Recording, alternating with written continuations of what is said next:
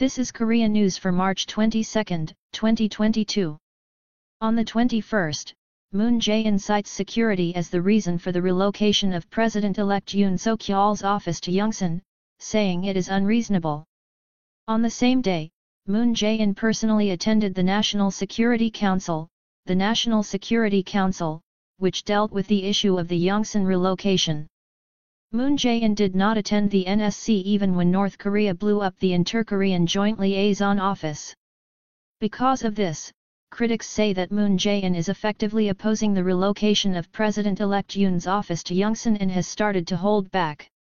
The Blue House, citing the situation in which North Korea is continuing its series of provocations this year with ballistic missiles and multiple rocket launchers, argued that if the Blue House Crisis Management Center, the Ministry of National Defense, and the Joint Chiefs of Staff were moved in series, it could lead to a security vacuum and confusion. An official from the Blue House said, North Korea's annual event is scheduled for April, and among them, North Korea's missile launches are continuing, including the 10th missile launch this year alone. As it is the time of the event, he said that he judged this period to be the most escalating situation in the security of the Korean peninsula. Moon Jae-in said, until 12 o'clock on the last day of the term of office, national security and command of the military are the inseparable responsibilities of the current government and the current president. However, according to Moon Jae-in, whenever North Korea provocations occur, the Blue House has been emphasizing dialogue, only criticizing in a detour, and there are also cases where the NSC did not directly preside, so it is pointed out that the logic asserted on that day is not well understood.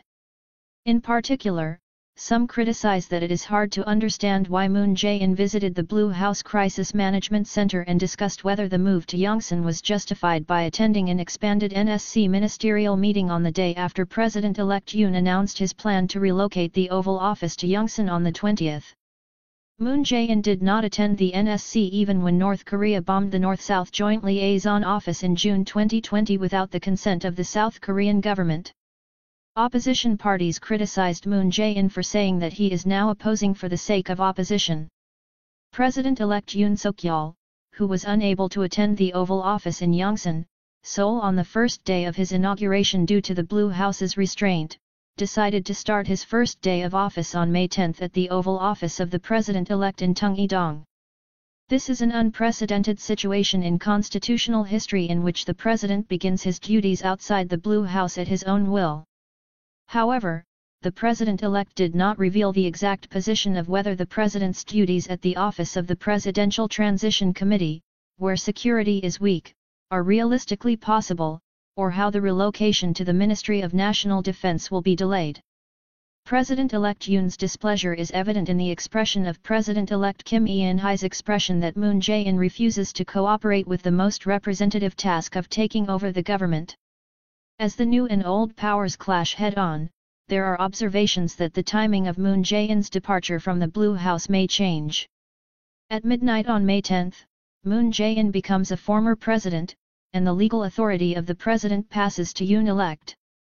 Successive presidents have allowed his predecessor to leave the Blue House on the day of his inauguration after spending the last night of his term at the official residence.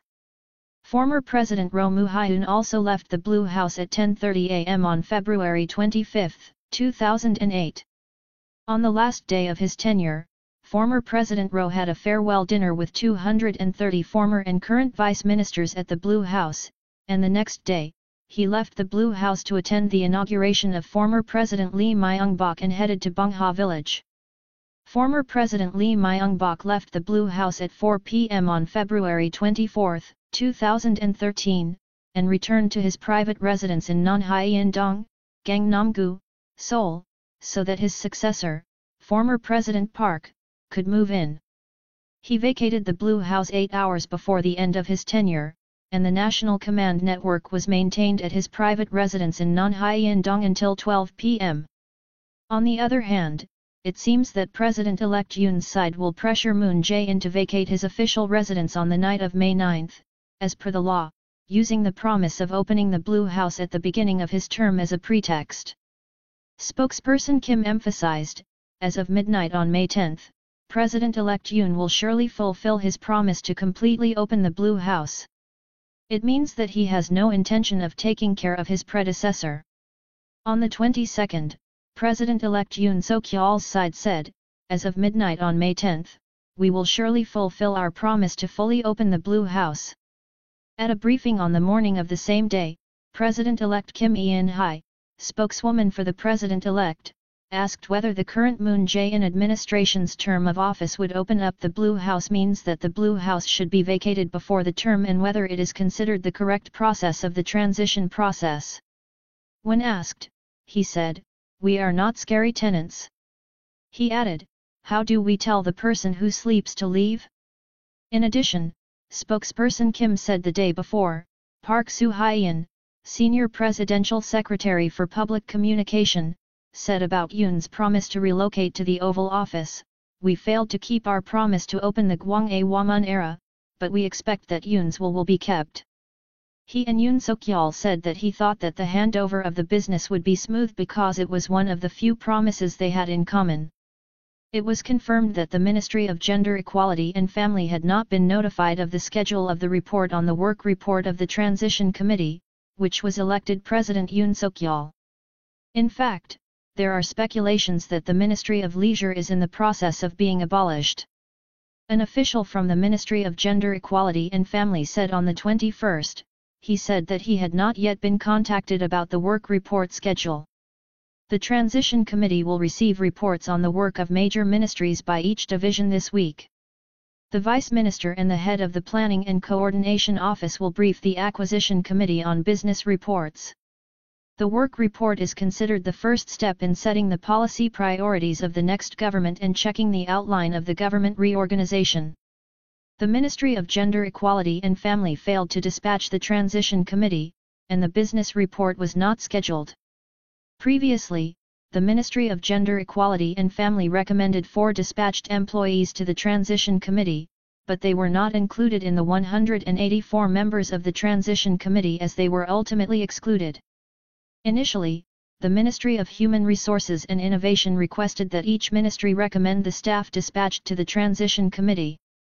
Accordingly, the Ministry of Gender Equality and Family submitted a list of 2 directors and 2 managers to the Transition Committee, but the members of the Ministry of Gender Equality and Family were not included in the composition of the Transition Committee. An official from the Ministry of Gender Equality and Family said, "No one has been officially notified of the dispatched person among the recommended list." The abolition of the Ministry of Gender Equality and Family is a major promise of President-elect Yoon. Regarding the abolition of the Ministry of Gender Equality and Family on the 13th, President-elect Yoon said, "The Ministry of Gender Equality and Family has not fulfilled its historical mission. I mentioned that unfairness issues are difficult to solve now. It has been confirmed that the Supreme Prosecutor's Office has delivered an opinion in favor of President-elect Yoon Suk-yeol's key promise in the judicial field, abolition of the minister's right to direct investigation, to the Ministry of Justice. This is an opinion that contradicts Justice Minister Park Byum-jae, who had previously expressed opposition." According to the legal community on the 21st, ahead of the report on pending issues to the Ministry of Justice's Takeover Committee scheduled for weekdays, the Supreme Prosecutor's Office delivered an opinion to the Ministry of Justice in favor of the abolition of the Justice Minister's right to direct investigation. The Supreme Prosecutor's Office judged that although the Minister can control the prosecution through General Investigation Command and Supervision and Personnel Authority, giving specific investigation command does not match the guarantee of independence and political neutrality of the prosecution investigation. It is known that such opinions were delivered after receiving the approval of Prosecutor General Kim Oh-soo. The abolition of the minister's right to direct investigation is a key promise of President-elect Yoon in the judicial field. On the 14th of last month, President-elect Yoon made a promise for judicial reform and promised to abolish the investigation command, saying, "The minister is a politician, and the specific investigation command is to prevent interference in the investigation because there are more abuses." Since the enactment of the Prosecutor's Office Act in 1949, President-elect Yoon has been conducting investigations a total of 4 times, and among them, former Justice Minister Chu Mie and Minister Park exercised their command 3 times, which were invoked by the current government, as examples of abuse. However, Minister Park maintained his opposition to the abolition of Unilec's investigative authority. On the 14th, through the media, he said, "I do not think that the political neutrality and fairness of the investigation are guaranteed by the abolition of the investigation command. Draws a line that will get worse.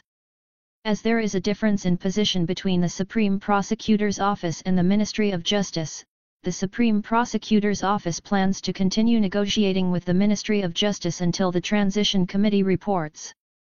The Ministry of Justice has also not decided whether to report to the Transition Committee, including the opinion of the Supreme Prosecutor. Inside and outside the prosecution, if opinions run in parallel between the Ministry of Justice and the Supreme Prosecutor's Office, it is highly likely that the opinions of the Ministry of Justice and the Supreme Prosecutor will be included and reported to the Transition Committee." The U.S. Free Asia Radio RFA reported on the 21st that the North Korean female workers dispatched to Shanghai, China in the middle of last month and the manager in charge disappeared, and it appears that the group defected. According to RFA, a North Korean source in Dalian, China, said, in the middle of last month, North Korean women sewing workers working at a clothing company in Shanghai disappeared collectively while quarantined to prevent the spread of the coronavirus. The source said, 20 female workers have disappeared, and the manager who is in charge of management and supervision also disappeared. The president of the Chinese company that hired them called the manager, but he did not answer the phone, so he went to the dormitory and found out that they had disappeared. The news of the disappearance was immediately reported to the North Korean consulate in Beijing, and the consulate general requested cooperation with Chinese police, the source added. The source continued, as the whereabouts of those who disappeared a month after the disappearance have not been found, the North Korean side said that it is highly likely that they defected as a group. A North Korean source in Dandong, China also said, "I heard from a North Korean representative in Dandong that a manager who was in charge of North Korean women workers who worked as a sewing machine in a clothing factory in Shanghai had disappeared with 20 female workers." He said, "As there is no word that North Korean workers and managers have been caught, it appears to be a planned defection led by a guide." Thank you for watching today. Please like and subscribe.